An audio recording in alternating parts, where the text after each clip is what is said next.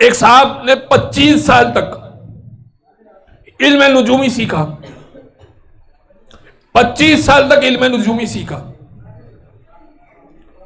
सिर्फ इसलिए कि अपने नुजूम से हिसाब लगा सको कि इस वक्त इमाम ज़माना कहां मौजूद है और फिर इमाम ज़माना से मुलाकात करूं। 25 साल इल्म नुजूम सीखने के बाद एक दिन हिसाब करने बैठा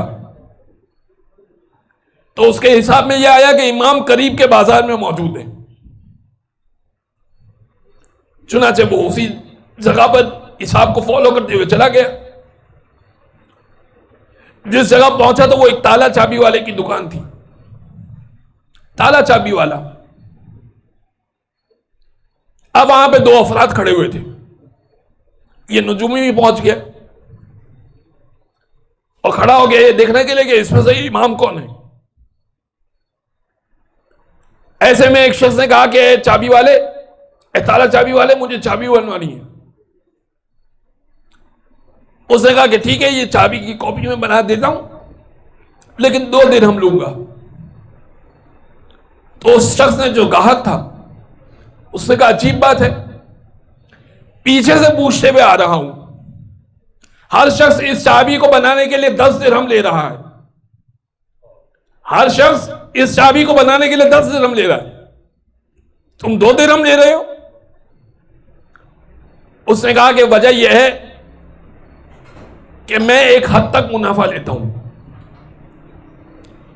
और इन 2 दिरहम के अंदर मेरा खर्चा निकल जाएगा और शायद तुम्हारे बाद मुझे किसी और की जरूरत भी ना पड़े, मैं शायद दुकान बंद करके चला जाऊं। आज के लिए मेरा 1 दिरहम काफी है, 1 दिरहम बनवाई पर आएगा और 1 दिरहम मैं मुनाफा ले रहा हूं। उससे कहा बड़ी अजीब बात है, सब 10 दिरहम ले रहे हैं, कहते 9 दिरहम मुनाफा ले रहे हैं और तुम सिर्फ 1 दिरहम ले रहे हो। कहा 1 दिरहम मेरे लिए काफी है। क्या अगले दिन के लिए अल्लाह मौजूद नहीं है जो मुझे रिज़्क़ दे? क्या अगले दिन के लिए अल्लाह मौजूद नहीं है जो मुझे रिज़्क़ दे? अब जो दूसरा शख्स इसके बराबर में खड़ा हुआ था, वो इस इल्म नुजूम वाले शख्स से, जिसने इल्म नुजूम सीखा था और इस ताले चाबी वाले की दुकान तक पहुंचा था, वो दर हकीकत इमाम थे।